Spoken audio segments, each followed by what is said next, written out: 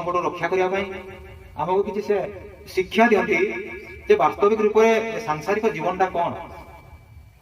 केमिति मनुष्य मैंने सांसारिक मोहमाया पड़ी उबुटुबु होती। गुरु कौन, ब्राह्मण कौन, पितामाता कौन, सेवा कौन सब जानी पारना भीतर केवल गर्व अहंकार अभिमान ही देखा जाने भावुंट से मोठर संसार बड़ कहीं ना, मोठर श्रेष्ठ कहीं ना, मोठर बलशाड़ी कहीं ना, अर्थात ए जगत मुही सर्वश्रेष्ठ। ये जो मुही सर्वश्रेष्ठ जिनसटी रोचे भीतर